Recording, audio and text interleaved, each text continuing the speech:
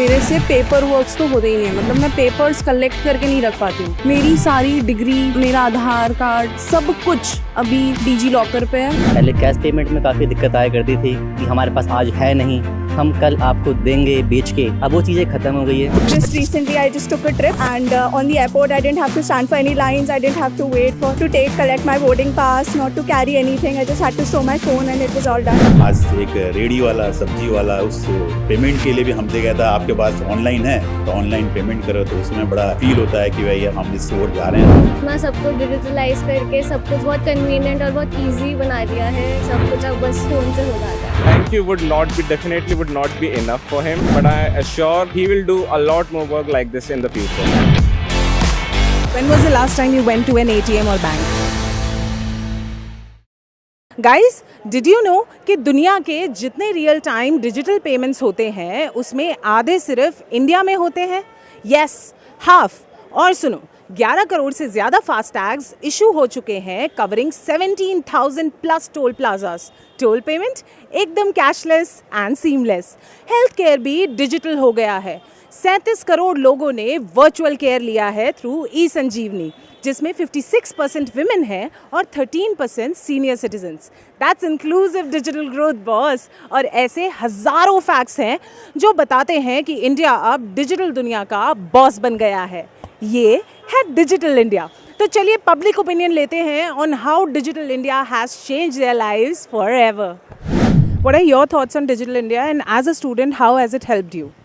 There are several features that Digital India has provided that we use, such as UPI being one of them. I mostly always just carry my phone and not my wallet, so UPI being one of them. Then I was applying to my for my internship and I had to collect all my documents. And recently, all the documents from my laptop had been deleted, so I was thinking where to find them. So DigiLocker really was very helpful. Same goes for Digi Yatra. When I was traveling, just recently I just took a trip. And on the airport, I didn't have to stand for any lines. I didn't have to wait for to collect my boarding pass, not to carry anything. I just had to show my phone, and it was all done. So I think that is something that really helped us for Digital India. Digital India initiative जो prime minister ने start किया है वो बहुत अच्छा initiative है। मेरे से पेपर वर्क्स तो होते ही नहीं है, मतलब मैं पेपर्स कलेक्ट करके नहीं रख पाती हूँ। मेरी सारी डिग्री, मेरा आधार कार्ड, सब कुछ अभी डिजी लॉकर पे है, थैंक्स टू प्राइम मिनिस्टर क्योंकि मेरे से नहीं होता था। और आधार कार्ड ने लाइफ इतनी इजी कर दी है। डीजी यात्रा, मतलब कितने कितने लोग लाइन में खड़े रहते थे, कितना वेट करना पड़ता था। With the vision of Prime Minister Modi, we have seen a vast development in the field of digital India, wherein we can easily pay with UPI apps, or we can do some complicated actions like checking in into an airport, and everything that can be done is now digital. And as a student, it had helped me to gain to a larger society, a larger section of the society, wherein I can reach them digitally. जैसे कि बहुत सारे Indian platforms उन्होंने digital platforms launch करे हैं। स्वयं हो गया, NPTEL हो गया, जिससे मैं मतलब घर से बैठे अपने IITs और इन सब इंस्टीट्यूट्स, टॉप इंस्टीट्यूट से फ्री सर्टिफिकेशंस और कोर्सेज कर पा रही हूँ। और मेरे सारे डॉक्यूमेंट्स मेरे को डिजिटली एक ही जगह पे कलेक्ट करके मिल जाते हैं, डिजी लॉकर जैसे उन्होंने लॉन्च किया है। It's been quite convenient to be honest. I mean, I have been using Digi Yatra, right? So life has become easier. जैसे कि पहले लोगों के पास कैश नहीं हुआ करता था, पेमेंट्स ऑनलाइन होने लगी, फ़ोनपे, UPI, इससे काफ़ी फ़ायदा हुआ है। बहुत लोग कैश कैरी नहीं करते हैं तो भी उनका काम चल जाता है। और प्लस ये फ़ायदा हुआ है कि जो मेरी दुकान को नहीं जानते थे कि कहाँ है, तो गूगल माई जो बिज़नेस होता है, फाइंड माई बिज़नेस, तो मैंने उस पर अपनी शॉप रजिस्टर्ड कर रखी है, तो लोग देख के आ जाते हैं यहाँ पे और उनको आसानी होती है, सामान मिल जाता है उनको। पहले हमारी जेब में 10 रुपये नहीं हुआ करते थे, अब ऑनलाइन पेमेंट ऐसी है कि हम कहीं भी जाते हैं, मेरी दुकान का जो सामान आता है अराउंड 2000 डेली का हमें एक्सपेंस करना पड़ता है। तो ये होता है कि हम उनको पहले ही पेमेंट कर देते हैं, हमारा सामान तैयार रहता है, पैक होके हमें मिलता है। पहले कैश पेमेंट में काफ़ी दिक्कत आया करती थी कि हमारे पास आज है नहीं, हम कल आपको देंगे बेच के। अब वो चीज़ें ख़त्म हो गई है।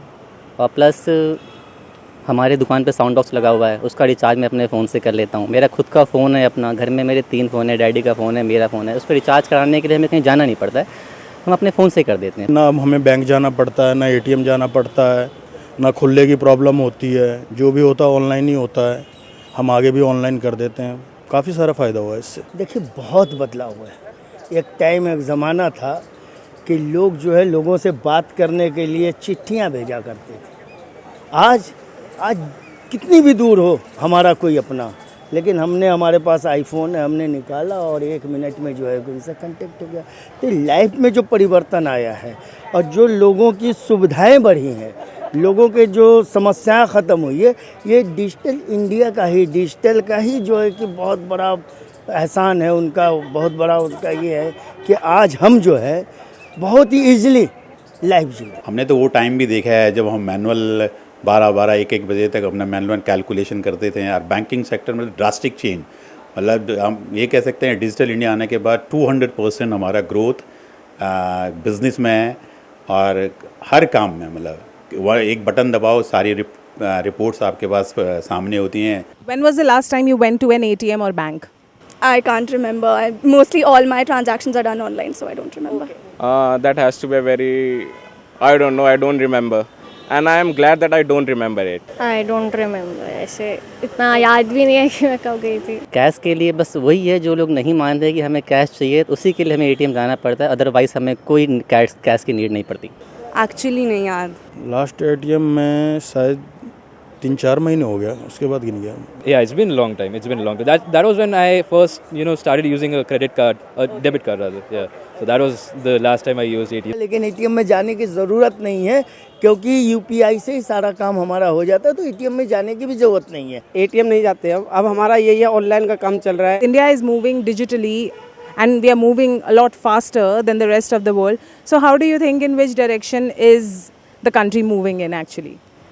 We are progressing really quickly and we're representing our country on international levels, and I think we're progressing very fast and we're learning a lot of things from Digital India. So UPI app, this has created this has promoted a lot larger section of the society to make digital transactions, and it has somewhat how eliminated the need of carrying the cash. India बहुत अच्छे उसमें progress कर रहा है और अभी काफ़ी digitalise हो चुका है बहुत कुछ, जैसे कि हम डिजी लॉकर देख सकते हैं, जैसे डिजी यात्रा हो गया कि मैं ट्रैवल करती हूँ तो मेरे को ऐसे कुछ बार बार बोर्डिंग पास चेक नहीं कराना पड़ता है, नॉर्मली बस स्कैन करके मैं निकल सकती हूँ। I mean, if we talk about DigiLocker, there are a lot of documents that we need handy, and sometimes we just sort of keep it at our house, or we'll just miss it at times. But then you can now, of course, you can use DigiLocker to sort of access them. So it's like if you don't have your driving license, just open the app and you can take it out from there. So progress ma'am काफ़ी अच्छी है, plus CoWIN app से जो हमने अपना certificate download किया था Covid का, वो हमारे पास था, उससे भी हम कहीं जा रहे थे तो वो हमें दिखाना पड़ रहा था, तो काफ़ी उससे हेल्प मिली। प्लस डिजी लॉकर है, कहीं डॉक्यूमेंट हम सेव कर लेते हैं उसके अंदर, उससे भी हमें आसानी मिलती है। हमारा खुद का बैंक का, मेरा BOI में अकाउंट है तो बैंक का पर्सनल ऐप है, उससे मैं बैलेंस चेक कर सकता हूँ, RTGS कर सकता हूँ, NEFT कर सकता हूँ, तो मुझे काफ़ी सहूलियत मिली है इससे।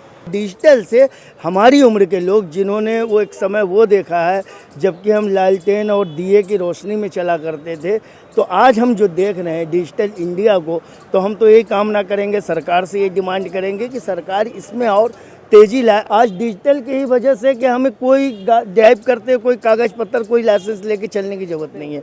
एक क्लिक मारा, हमारा सारा बायोडेटा सामने आ गया और मैं एक्चुअल वहाँ पे हो गया, चलो भाई आप क्लियर हो जाओ। जिस तरह के आज एक रेडी वाला, सब्जी वाला उस पेमेंट के लिए भी हमसे कहता है आपके पास ऑनलाइन है तो ऑनलाइन पेमेंट करो, तो उस समय बड़ा फील होता है कि भाई यार हम इस ओर जा रहे हैं। PM Modi launched Digital India in the year 2014 and it's 10 years now. We are celebrating Digital India's 10th anniversary this week. So what are your thoughts on that? What would you like to say to PM? I think hats off to his governance that he has done everything very well and he's promoted Digital India, and it has benefited all of us, so not just students but every one of us. Thank you would not be enough for him, but I assure and I think he will do a lot more work like this in the future. अगर हम बात करें 10 year पहले की, तो मेरे को नहीं लगता कितना ज़्यादा इवॉल्व था इंडिया।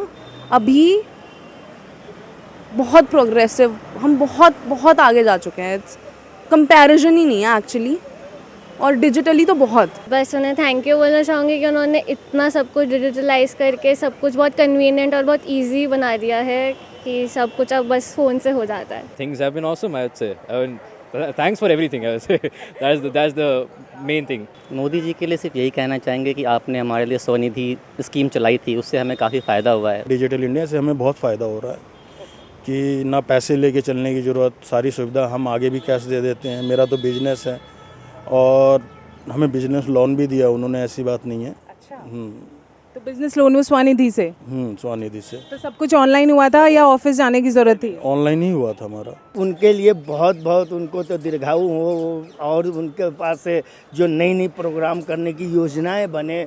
और एक चीज़ मैं उनसे कहूँगा कि आपने जो जिस स्तर पे 10 सालों में ये प्रोग्रेस किया है, इसके प्रोग्राम को आगे बढ़ाया है, तो इसके लिए सारा देश आपका आभारी है, उसके साथ विश्व के लोग। आपने कई देशों में अपने देश की यूपीआई को जो है कि रिले किया, वहाँ अपने देश की यूपीआई चल रही है।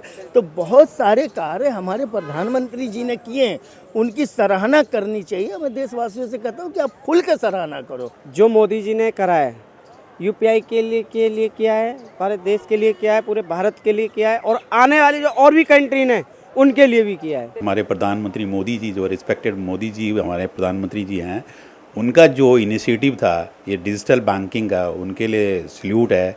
और जिस तरह से वो भारत को आज पूरे वर्ल्ड में आगे लेके जा रहे हैं, और हम आगे भी उम्मीद करते हैं उनसे यही कि उनका ये मार्गदर्शन इस ओर और भी आगे आएँ और भी हम बेटर करें। आज हम बना शुभांशु जी को लेके चलते हैं कि जो 41 ईयर्स के बाद स्पेस पे कोई बंदा हमारा आज गया, तो ये हमारे मोदी जी का ही देन है।